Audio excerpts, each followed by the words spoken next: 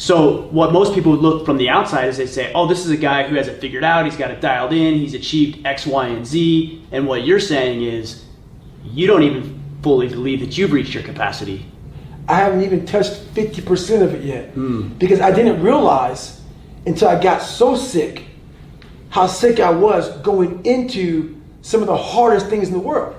When I realized how tight my body was, because I didn't bitch about shit. Right. I didn't go through like when you're going through SEAL training, you don't sit back and say, hey man, do you have this problem? Do you have that problem? Hey man, I'm having a tough time just getting my leg over the fucking cargo net. Because literally, my abductors were so fucking tight, how I ran was like, I took like steps like this big. Oh yeah. I wasn't like striding out. My shit was fucked up. I mean, and so at that time, I was 24, 25 years old.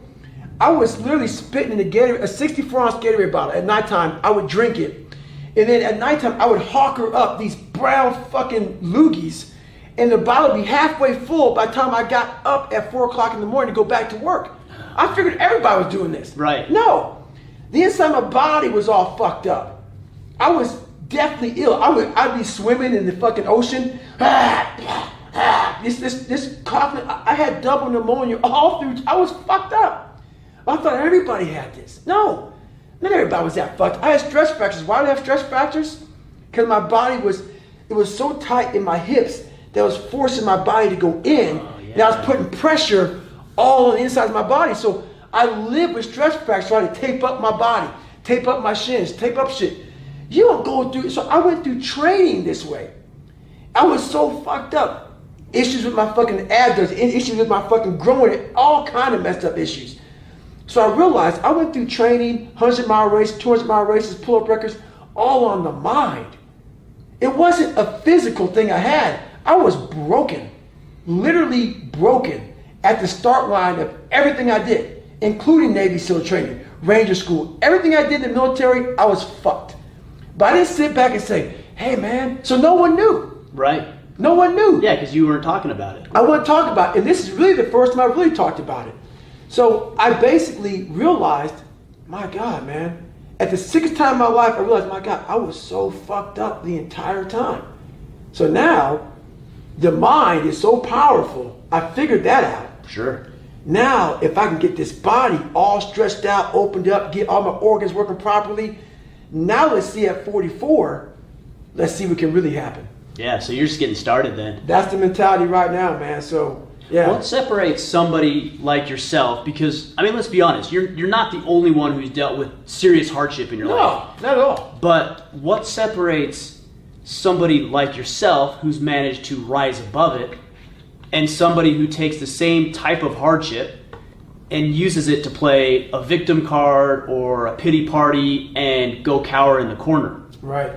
It's how you look at it.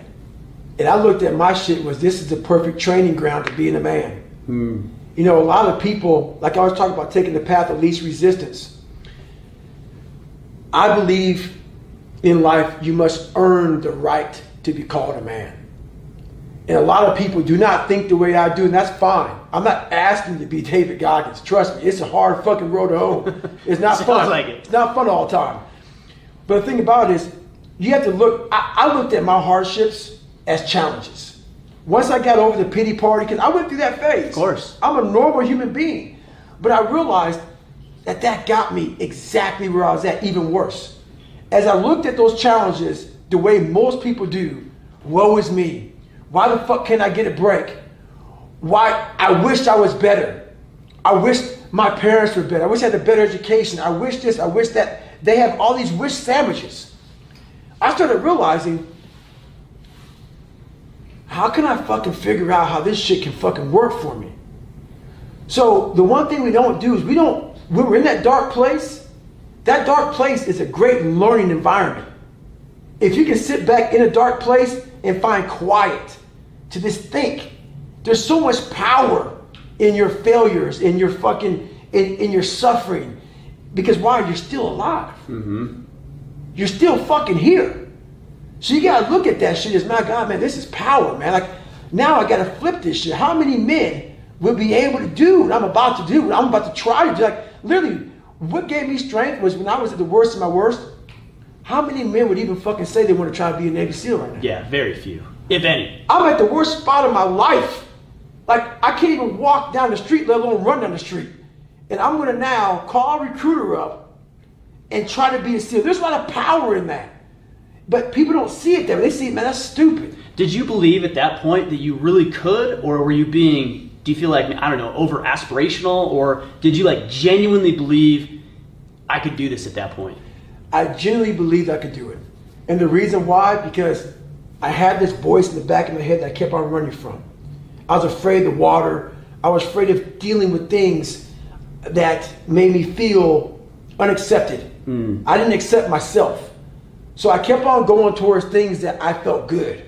Let me go this way. But something kept on saying, motherfucker, you have it, man. You got it, man. But you're going to have to fail a lot. But you have it. And like I said, that voice kept on haunting me. But that voice kept on saying, if you face it, you realize it's not that bad. What do you think that voice is? I mean, I always, to me, it's God. Yeah, I know you've talked about that a little bit. To me, it's God. And I don't get off on the whole spiritual tangent. You know, I don't push that on anybody. I don't care what you believe in. But if you think you're the only motherfucker out here, just chilling out, and there's nothing, and I don't know what God is. No one does. I don't know anything about it. But I know there's something that is above David Goggins. There's too much energy in this world. There's too much. Trust me, I've experienced it, man. There's too much energy, and people call it God. You call it what you want. There's something out there that if you can tap into more than yourself, that there's something out there that truly exists. That if you're able just to let yourself go there, it truly exists. And that voice has been in my head, and whatever it is, it's been there. And I didn't want to listen to it because listening to it was painful. Listening to it because it drove me to my fears.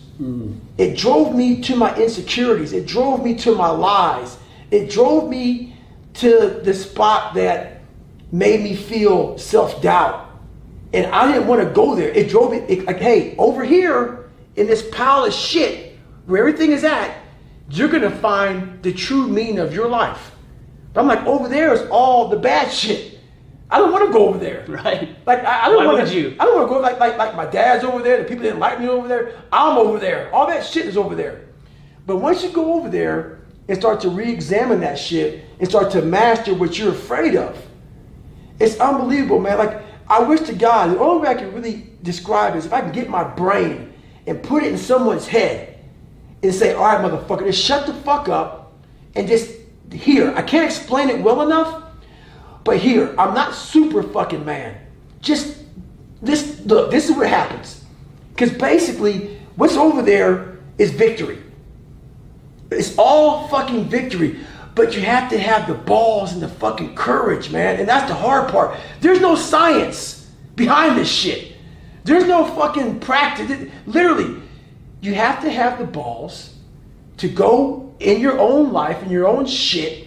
And once you go in there and you're able to face it and able to talk about it, you're now in the even playing field with everybody in the world.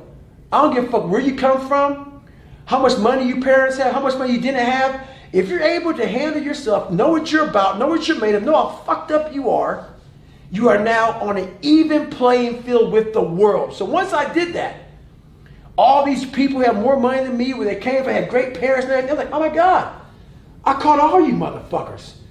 That quick. Because all the money, all the surface things go away. Because we all are human beings. Right. That money and shit, all that material shit, doesn't matter. It's what's deep inside of the core of your soul that fucking matters. And that's what I realized, man. I leveled the playing field out. But I had to go over there and face that shit first. Yeah, I think that's right. I mean, I've experienced that to some degree in my life, is that we all deal with the same insecurities, right? Right. The insecurities I'm dealing with are the same insecurities that you're dealing with. That's right. And yet those people who have never had the courage to go step into those insecurities, they may just be operating from a position of talent or a gift or some fortunate event that happened in their life. And so when hardship comes to them, right, they're inadequate or they can't fully overcome that hardship because they've never had to deal with it before. That's they right. didn't voluntarily go into it. Exactly. Exactly. Do you feel like, going back to Rocky, do you feel like there was a moment where you said, I am Rocky? Like, I have made it this 14th round? Or are you still trying to get there? Oh, no, man. I'm not one to kiss my own ass, because obviously I tell myself how fucked up I am. But I'm also believing you have to give yourself credit when credit's due. And I became that fucking movie and then some. Like, if you look at the Rocky movie, and I look at it now, and it's still inspirational, that scene still brings back those moments. I saw a Rocky train in the movie, but I see what I went through in real life. That movie's a fraction. That all those movies I watched that inspired me, they're all fractions of the real work I put into my life. And I don't ever talk about it enough. The amount of work I put into being who I am, I don't have enough time in the fucking day. Like, I don't talk about it. I don't brag about it. No one even knows about it. Like 99.9% of the shit I did to get to where I'm at today was alone. Alone. Out there running in cold, in heat, suffering, in pools, trying to swim. At home in a fucking room by myself, trying to teach myself how to read and write, how to study. You know, no one saw that shit. There was no video camera, there was no podcast, there was no Who's David Goggins. Right. What that fucking no documentary. There was no docu-fucking-memory on that shit. It was me. Just for me trying to get in the military, which everybody can do. It's easy. Just trying to learn how to read and write was something that blows Rocky away.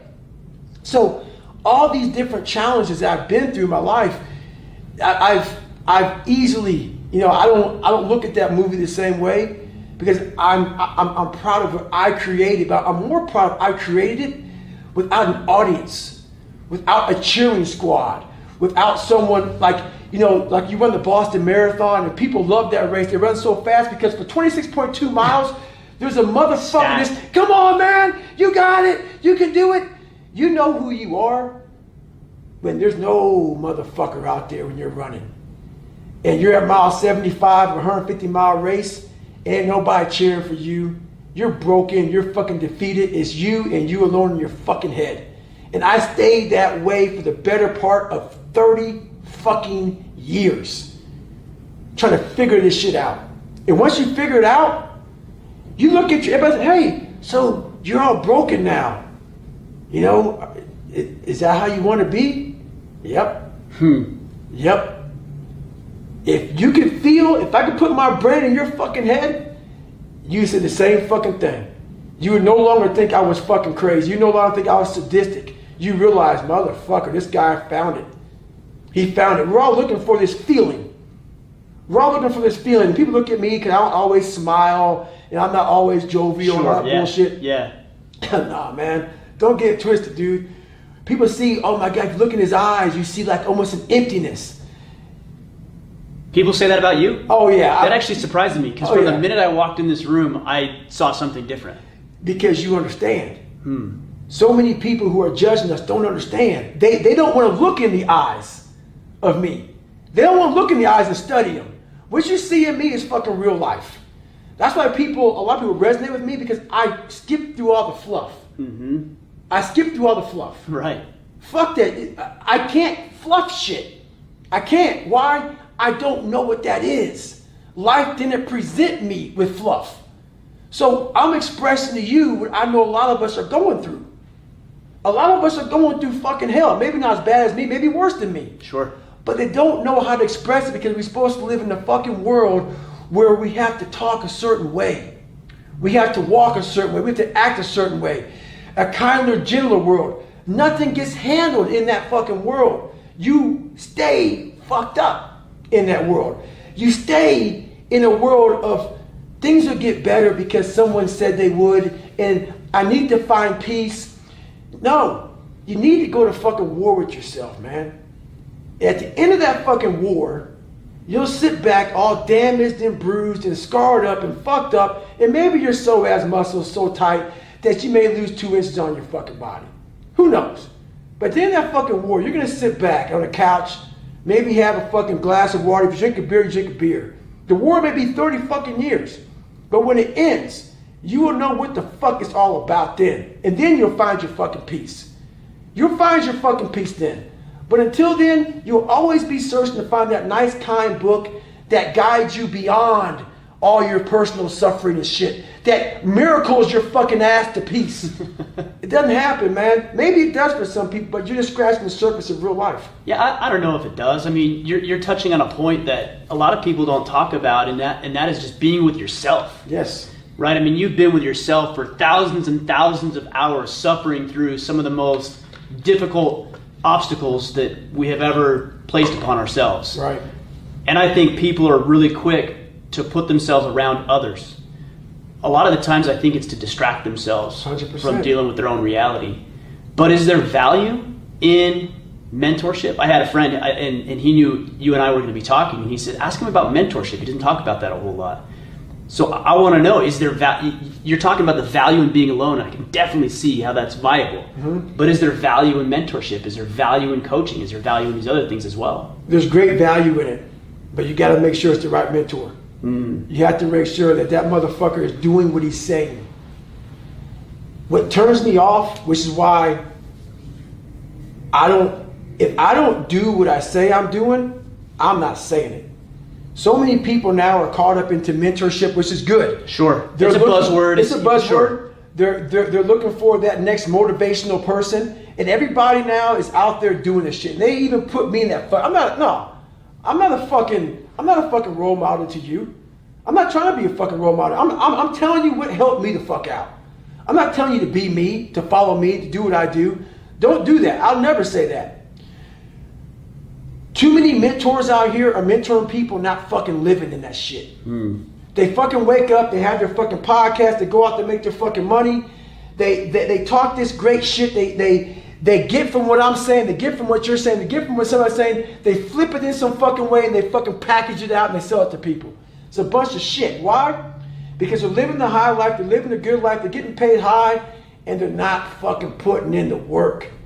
They're not putting in the fucking work. So you're being mentored a lot of times by a fucking liar. Mm-hmm. Somebody who read a book on it. Who read a fucking book on it, or who had a hard time for a little bit, learn a little bit from something, and I'm going to fucking sell it out to people. Mm-hmm. No, man.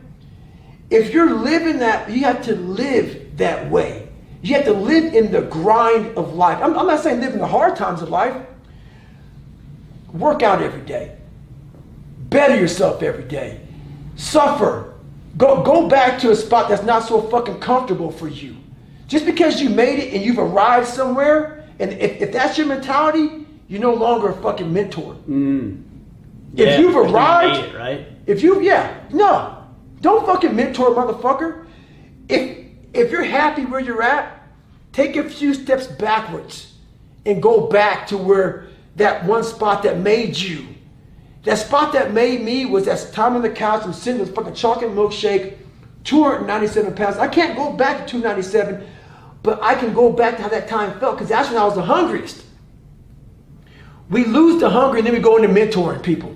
I'm mentoring you from a nice 72-degree temperature room. Everything is great. I'm making millions of fucking dollars, and people are mentoring people. That's great. What did you do today to get uncomfortable? What did you do today to earn that manhood? What did you do today to mentor my fucking ass? What did you do today? I don't give a fuck what you did 20 fucking years ago. If you're not doing it now, stop mentoring a motherfucker. Retire. And say, hey, young man, I don't know anymore. I'm now comfortable. You need to be in a spot that's hungry. I'm not hungry anymore. If you're not hungry anymore, don't mentor a motherfucker. Yeah. Don't mentor. And that's my belief. So yeah, give somebody some tidbits because you got some knowledge. You know, you're an old guy, got some knowledge. Sure. Yeah. I think there's some moral responsibility in that, for sure. 100%. But I believe a mentor is a person that you look at and you say, motherfucker, man, that's what I want to be like.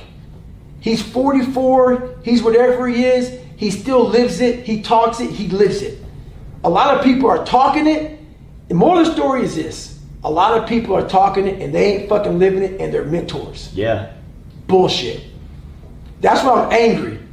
I get angry about this shit. Why? Because a lot of people, man, are living this fucking dream out here, man. I see People got my fucking name tagged with these fucking people that I know that aren't doing shit. Don't tag me with the motherfucker like that. Oh, this guy, I'm not gonna drop names, that's not who I am. Don't tag me with the motherfucker. Don't tag me with fucking anybody. Because I know for 100% fact that if you talk to me, I got my shit in. And I'm gonna get it in, and when I stop talking, you know one thing. I ain't doing it no more. I ain't got no more to fucking say because I'm not telling you what I'm doing now. I'm telling you what I used to be. So don't tag me on shit. Fucking, with me and this guy all helped you out. A lot of them guys ain't doing shit.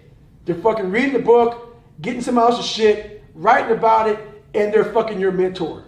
No, a mentor is a person that's fucking grinding the way you want to grind. Still. Yeah. Today. Yeah. That's just my 2 fucking cents on that. That was like 3 cents, but man, I like it. Like the passion is what inspires me, man. Is because there's a lot of fake out there. There's a lot of just nonsense, and there's a lot of just regurgitation of the same old stuff. And so I think when somebody comes along who actually has something real to say, you're like, oh yeah, this is what I need. This is what inspires me. Even though you may not be feeling like you're supposed to be mentoring or are mentoring, I think that inspiration is huge for sure. Well, I appreciate that, but it's just real. Yeah. I like real people. If you're not real, man, shut the fuck up, man. I want to talk about accountability mirror. Right. Because in going through your book, I thought, man, this is genius. But I also thought and wondered, is there a level where the self-talk, like literally looking at yourself in the mirror and the self-talk become destructive rather than constructive? And where do you find that line? So it's a thin line. Definitely. It's a fucking thin line, man. I walked it. When I invented the accountability mirror, I walked it hardcore, and you have to walk it. Mm-hmm. Because we live in a world where you have to love yourself. And it's important to love yourself. I'm all about that. You gotta, but we also live in a world where if it helps me to help you, I help you. Some selfish motherfuckers. Sure. So yeah, back to your question, the accountability mirror is something that you have to be so real and raw. And you can't talk to yourself in a nice way. But you can't get so bad in that accountability mirror where you get it twisted and you start putting yourself down all the time. You got to call yourself for what you are. But you also got to give credit where credit's due in the accountability mirror also. So when I did the accountability, I was like fucking in high school when I did this shit. And I was a fucking character. I was a liar, I was a character, I was a cheat. It took several years to get out of that, man. I didn't know. And I hate to put ignorance on something, but when you're trying to literally invent a man out of nothing, you have a whole bunch of shit to go through, man. Yeah. And I had a whole bunch of shit to go through. It took a lot of years. But I also think, from my perspective, just to interject here, is like, you talk about cheating, for example, right, in school, and I think, yeah, it's cheating, no doubt. But it's also doing what needs to be done in order to achieve an objective. I was a survivor, my friend. And that's what I'm talking about. Now, is there a better way to handle it? Yeah, probably, maybe. But at the end of the day, you got to get it done. I was the epitome of getting it done. Mm-hmm. I wasn't proud of how I got it done. I wanted to be proud of it. I wanted to earn. I wanted to earn how I got it done. Yeah. That was the thing, man. That's what bothered me. I didn't give a fuck about cheating.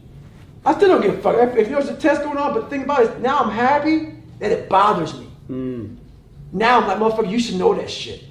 You need to be the best person in this class. Based on what I'm hearing you say, it's that it's not your best. Right. It's not my best at all. So back to the accountability mirror, you have to call yourself out for what you are. And at that time, I called myself out. But you also have to be careful for a lot of people getting this mentality of, we live in a world a lot of times now where people don't believe they're good enough ever. And they continuously talk about this, I'm not good enough. I'm not good enough. I'm never gonna be good enough. If that's your accountability mirror, that's not how you do that. Mm-hmm. That's not how you do that. It's not helping. No. Call yourself out for who you are at that time. Be real with yourself, be honest. And then start to fix that. And change, so the most important conversation is when you have yourself. You have to change that conversation. If you're a negative person and all you talk about is, I'm not good enough here, that person, that's not how that works. That accountability mirror has 2 sides to it. You call yourself out and you also start to have these small victories The small victories. Don't have this big grandiose, like I want to be a Navy SEAL. Trust me, man, don't do what I did. I had very limited time to do what I did. So my accountability mirror became huge and grandiose. It's too much for the brain to comprehend. The brain can comprehend if I had to lose 106 pounds in less than 3 months, which I did, that's too much. You quit doing that. I quit 100 times during the process. Just fucking look at it. If your goal is 106 pounds, be happy when you lose a fucking pound. Progress is always about moving forward, not moving back, not staying stagnant, moving forward, even if it's one small step at a time. I've been stretching out now for almost 6 years. I take all these steps back, but I see that I'm going forward. My body's trying to go forward. I've been patient and patient. Now it's 2019. I've been doing this for almost 6 years. I'm about to go back to Badwater 135. Are you really? It's been since 2014 when I had to drop out for health issues. Could never get back to the start line. And guess what? Haven't shared this either. I went from running 205 miles in 39 hours to not being able to get out of bed. When I dropped out of Badwater, I went to the emergency room. A few months later, I'm in my bed, not able to get out of my bed. The doctors couldn't figure anything out with me. Nothing. I sat in the bed and I smiled. I didn't put this in the book. And I went through it all and I said to myself, I'm gonna win Badwater. I couldn't even fucking walk. I couldn't get out of bed. 2014. And my mentality is, I'm gonna win fucking Badwater one day. Is that right? And I swear to God, that's exactly what I thought. Versus laying in that fucking bed, thinking this is it. And I thought this was it. I thought that. Sure. I said, man, no one can figure it out. How do you fucking get this sick, man? How the fuck, my body's shutting down. My heart rate's all over the place. I'm in AFib, I'm all fucked up. What's going on? I've had 2 heart surgeries. What is wrong with my health? And I sat back after I calmed down, and I stepped back and I smiled. I'm in the bed, I said, you know what? This is it. You can win Badwater one day, brother. And what's funny about that, I'm now in 2019. I'm in the best shape of my life. I'm not saying I'm gonna win a fucking race, but that was my mentality. Sure. And that's the one thing that kept me going and saying, okay, let's stretch out. Let's stretch out. Let's stretch out. We're gonna win Badwater one day. One day, the race that fucking ended you. The race that you couldn't even fucking finish at the end of it, man. I've done 3 of them. I finished 3 of them. You could go back and win that motherfucker. So that's the fucking mentality. From the sewer mentalities you have to fucking have, man. Like, when you're knocked down, you gotta be that motherfucker whoever knocks you down, they gotta be afraid they knocked you the fuck down. They'd be like, oh man, this ain't gonna end good for me. I made a mistake. I made a mistake knocking this motherfucker down because he's gonna come back. He's gonna come back. That has to be the way you look at life. I may not win bad, I don't give a fuck about that. It's that mentality. It's that mentality of, if you knock me the fuck down, you're gonna say to yourself, I shouldn't have done that to that motherfucker. That's the mentality that keeps you in the fight. And that's all it's about, man. This is that the concept of taking souls. That's right. I love that concept. Yes. I think some people might look at that and say, that's a negative way to look at it, or you shouldn't want to win at the expense of other people. I think that's what people naturally say. Right. But as I was going through this concept and really trying to understand what you were saying, I'm like, it's not truly it. No, this is powerful. It's an imaginary game. Right. It's an imaginary game that you're playing with yourself in your darkest moment. You're utilizing people, they don't know that you're utilizing them. Right. And you're not physically manipulating people or sabotage. That's not what we're talking about. Not at all. Here. And like you talked about taking souls, I invented that in one of the worst times going through Navy SEAL training. So it was Wednesday, and I talked about it in the book. I'm sure you know about it, but for people who don't know about it, I invented taking souls because my soul was being taken from me. I felt the energy being drained from everybody in my boat crew. We had 6 guys in my boat crew. I felt the energy being drained. It's Wednesday, and on Wednesday, everybody, so Hell Week starts on Sunday, ends on Friday. And through rumor mill, they all tell you on Wednesday, man, you're fucked up. you're just destroyed. And I've been through 3 of these motherfuckers, man. So I knew that that's the case.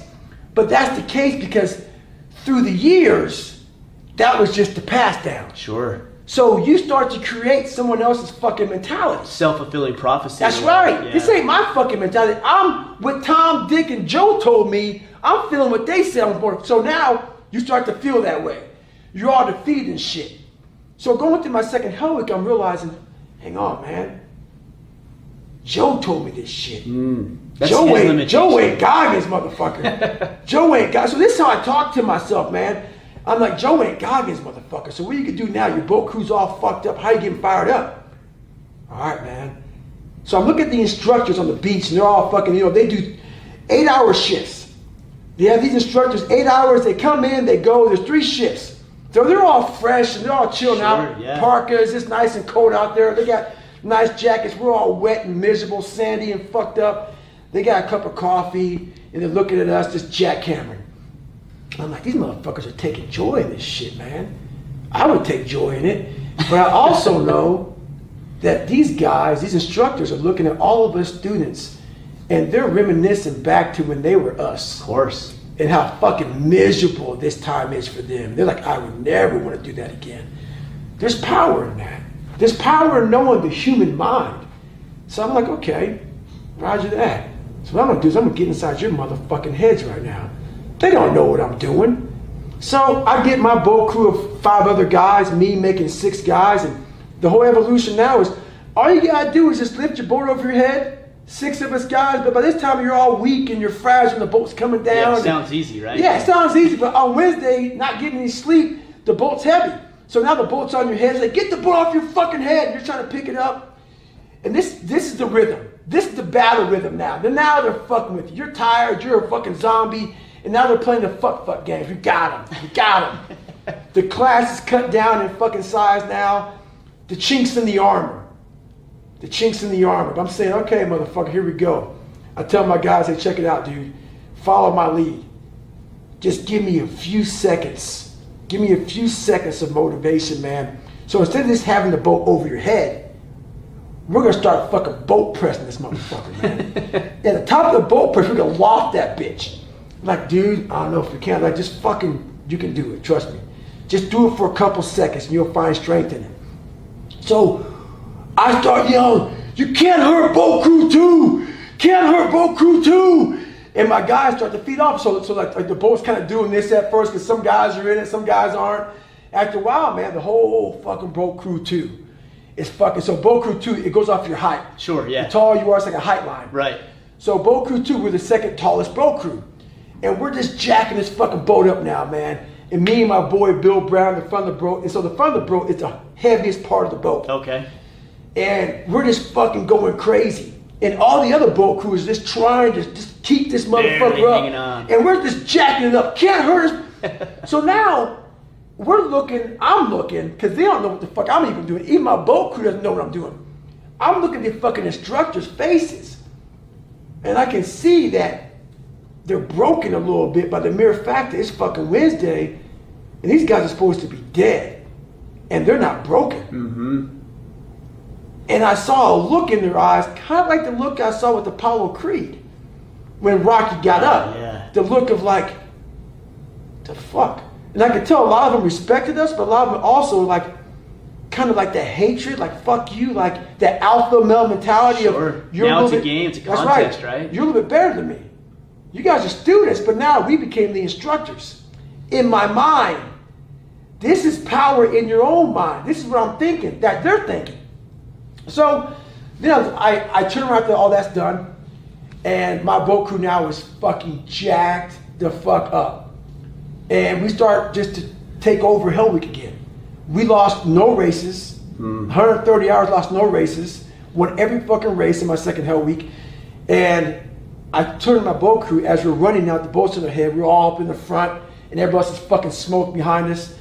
And I looked at them and I said, hey, these motherfuckers will not be having sex for a long time. They're like, why is that? Like, because we own space. That's we own right, rent. in their head. We own rent in their fucking head, man. We own a part of their fucking brain. And it may not be true. I don't give a fuck.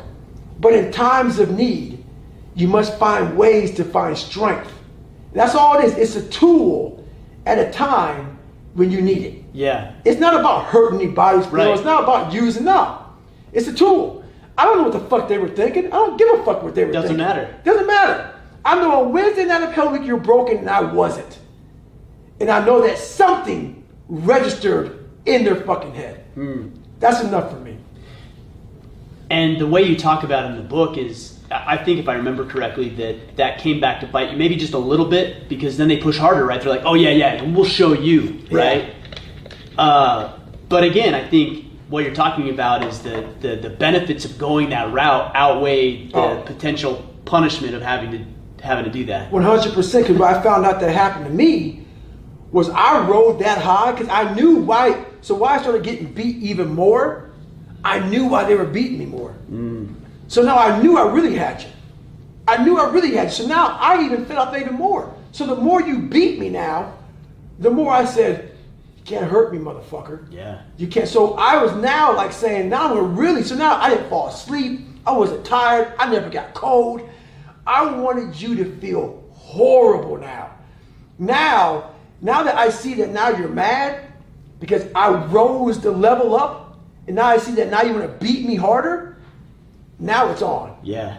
So I fed off of that, man. Any man who doesn't feed off of that, question yourself. So the other side of this, though, is when does the assertiveness become a problem, right? It's because I imagine that people are very intimidated by you. Right. A lot of people are probably intimidated by Very. you. And so the level of assertiveness and confidence that you have, that I think people mistake for anger or potentially even arrogance, right, turns them off to be able to have a conversation. I know you dealt with that a little bit because you had some guys, I think, in a unit that or a team that were upset because you were pushing too hard, right? That's right. And so it's intimidating, it's threatening to their existence too. Yeah, having the SEAL teams. Right. I like it. It shows me who you are as a person. If you can't sit in the room with me or anybody else and man or woman to fuck up, I don't need to talk to you. Because why? My life experience has taught me one thing. David Goggins, you used to be a little fucking pussy. And if you cannot man the fuck up now and talk about what's on your mind and push other men and other women to be better, and if they don't want it, that's fine. But for me, I know that you have more in there. We are better people from people like me pushing you to a spot. You have two choices. To either hate me like a motherfucker, or to say, maybe there's something behind this fucking guy. That's why I love telling where I came from. If people were just to hear me talk now, I can see how you see I'm an arrogant, pompous, disgusting, fucked up human being. Roger that. If they don't see the other side of it? You have to see my childhood. You have to see where I come from. You have to see how I talk about myself in the third person back then. How I had to overcome that pussy that I used to be, that lying, that insecure person, to get here now, to now deal with real problems. The person, so a lot of people who are in that bad spot, they can't handle me because they can't deal with real problems. If you can't deal with real problems, you're going to definitely hate me. Because how I became myself was dealing with my real problems. Right. And also now, once you deal with your real problems, you can now see other people's real problems. But I mean, what you're doing is you're saying, here, let me shed some light on some things that you know deep down you're already dealing with. That's but all you I'm haven't doing, been able man. to recognize. And what people do, they get mad at me because I just called you the fuck out. And the reason why I'm able to call you the fuck out, because I know what you're fucking thinking, man. I've been there. So I don't talk about anything that I don't know about. I don't just start randomly just having conversations. I'm talking the black and white thing to you right now. Why? I'm a black man that lived in white America and got called nigger more times than I can fucking count. Got spray painted nigger. If anybody should hate white people forever, it's me. It is me. I got fucking spray painted nigger in my car, I got in my fucking notebooks everywhere. Everywhere in my life. The Klan marched down the fucking street in the 4th of July parade of where I lived in 1995. I used to despise white people. And it's that same fucking stupid ignorance that I had that drove me into a spot of not being successful, of being shackled by wow. And guess what? You know the funny thing about this shit is, I've had a few people come to my rescue in my life. All of them have been white. White men. All of them have been white men. So if I'm not man enough to sit here as a black man and look at that shit, I'm not calling black men out. I'm just saying so happened to be, there's been 3 white men when I was in the lowest part of my life that says, you know what, man? I see value in you. And they said, I'm going to help you out. Who are those people? One guy's name is Steve Wazowski, Navy SEAL. Another guy's name is Scott Guerin. Scott Guerin was Air Force pararescueman back in the day that I was like fucking 16 years old, 14, 15 years old. I was in PJOC, I was in high school, and I only met him for like 2 weeks pretty much. And it's in my book, it's actually in my audio book. That's right, yeah. And I searched this guy, I literally called him up, $500 fucking phone bill. $500 phone bill, man. Trying to search this guy out, man. Literally in seeking this guy out. He knew me for 1 week. Couldn't even really remember me. And I said, hey man, can I come stay with you, man? Guy didn't know who the fuck I was. Really? I flew out to Key West and stayed with him for 2 weeks. And he didn't say too much to me, but you know, it's just those kind of situations right there that I can count on one hand. And there's good people out there in the world, man, of all colors. And we have to open our minds up to all this shit, man. Sure. We have to. Yeah. It's important. Well, it's powerful. I mean, what opportunities and conversations and That's right. opportunities for growth are you missing when you close yourself off that way? Huge. And I closed myself off my junior year completely. And I realized, you know, so you have to be honest with yourself, dude. You got to be honest with yourself, all this shit. All the hate you feel for another person or hate you feel for yourself, once you accept all that shit and you know, hey man, this fucking shit's fucking toxic. It's fucking toxic. And you're not going to get any growth from it. All you do is become more and more ignorant. And trust me, man, you fall down a rabbit hole of being so fucking stupid that you can't ever climb out of it. So that's what it's about. That's what it's about, man. Call yourself out for what you are, for whatever you're going through in life. Bring it to the surface and fix those fucking issues, man. And I challenge people to do that. You know? So people. Right. People. Everybody to do that. You know? One of the things that I liked a lot about what you'd said, I think this was towards the end of the book, is you talk about being, and you're going to have to correct me if I butcher the term, but peaceful but never satisfied. Right. I think that's a good place to kind of wind this down a little bit, because I think there's a lot of guys who haven't been able to find the right blend of that. Right? They're either content and satisfied so much that they aren't willing to push. Right.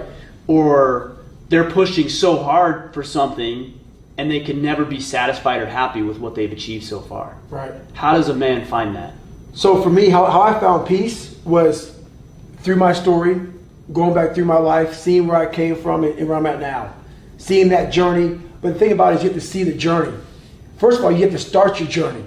And many of us think because we're born into this world that we have started our journey. No, it's not it, man.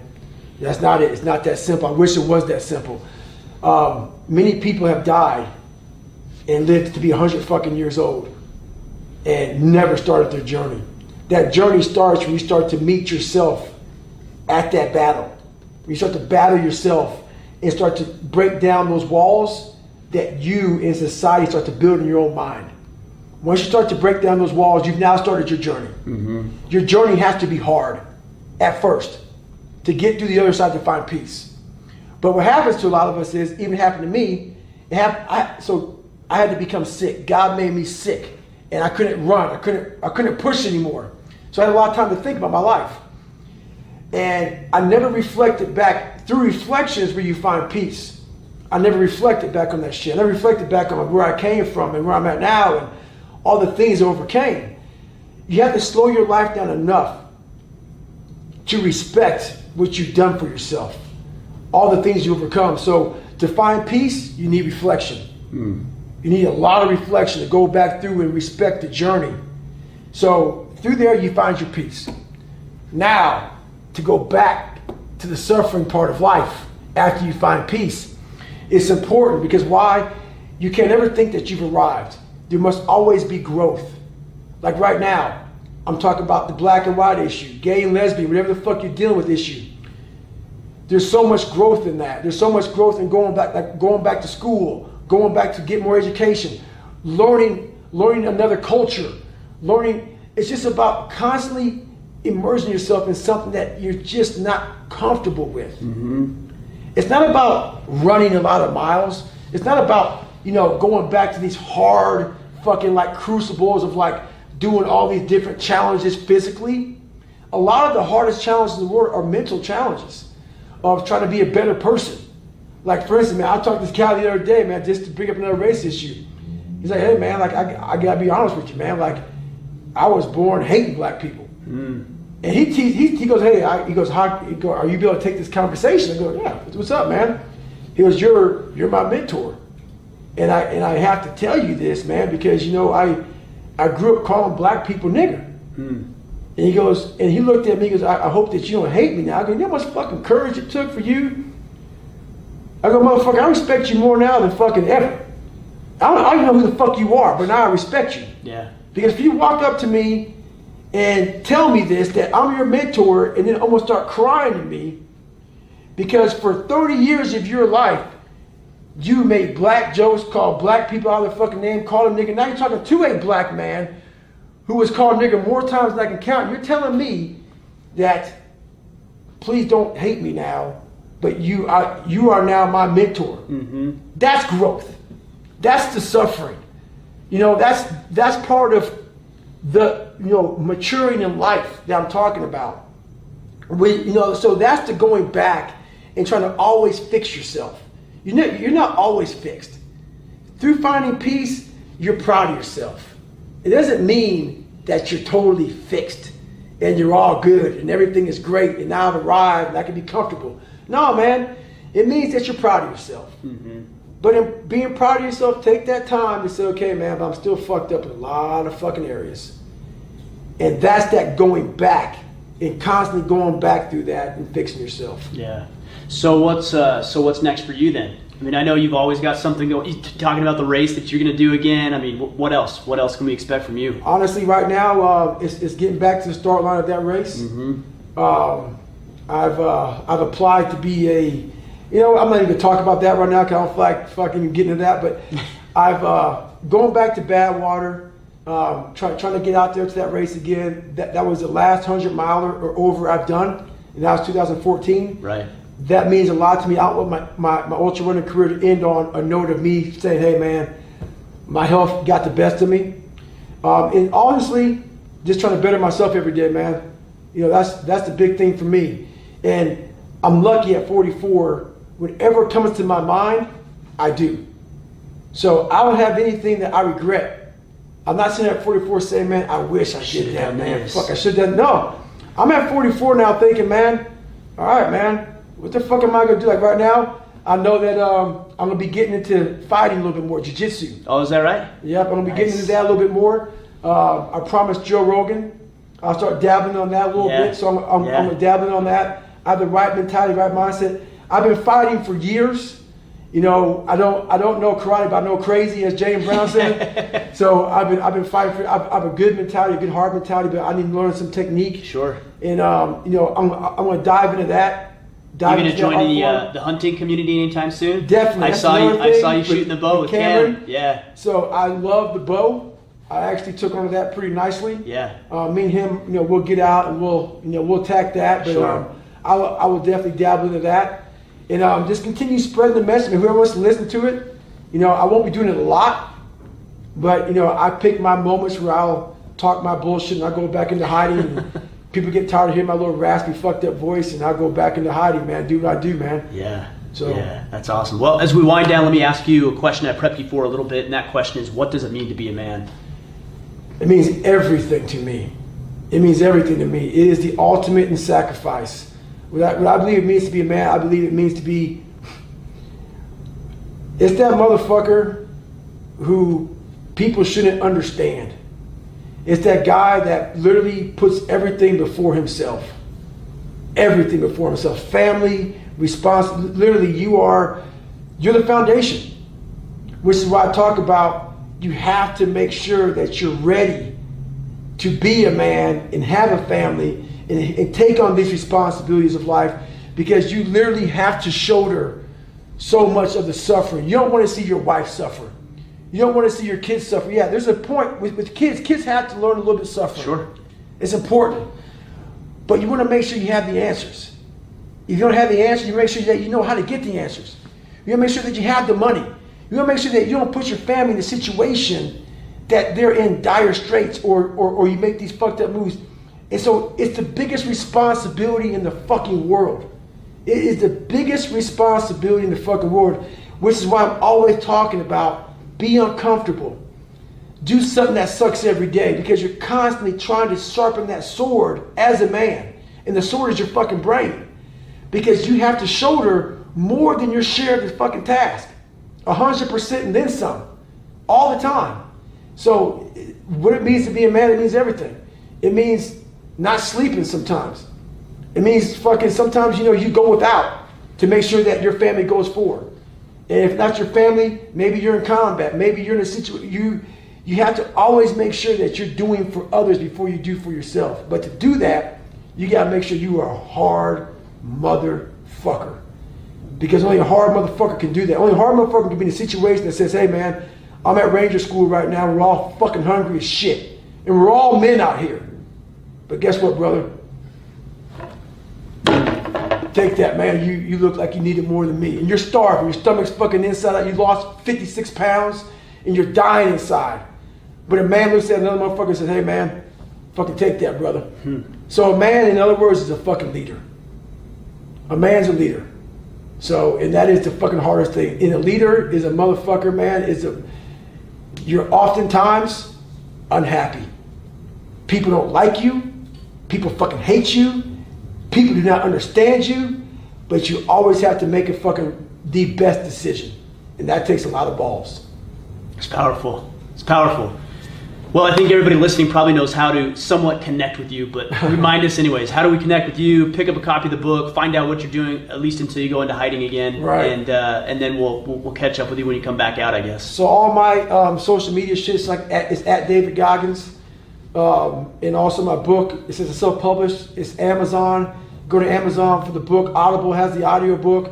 The audio book, just by the way, if you guys don't already know, is amazing because it's the book, but then it's an interview / podcast. It's got a bunch of extras, so really, really cool. I listened to that while I was running a lot, so very cool. And also for the audio book, it's the first time that's ever been done. Mm-hmm. So if I didn't self-publish, so also be your own creator. Yeah. Because if I didn't self-publish and I went with the fucking publishing house, they would have never. That option would not have been on the table. You're going to read this fucking book and that's it. Right. So, make sure you put yourself in a situation where you can kind of own your own life. So you can own your own creativity and have your own life and be who you need to be. So yeah, it's David Goggins, at David Goggins for Instagram, Facebook, Twitter, and my audiobook. And my book is audiobooks at Audible, and my book is on Amazon. Right on. We'll connect it all up so the guys have it. I want to let you know, man, what an honor it is to come up here and talk with you. You've inspired me. You've motivated me. You've called me out indirectly on some of my own bullshit, which has helped me be a better man. So I want to let you know I appreciate you and all that you've done in your life because it's inspired me to be better in mine. That's humbling to me, man. I appreciate that. Thank you for being honest like that, bro. Thank you. Right on.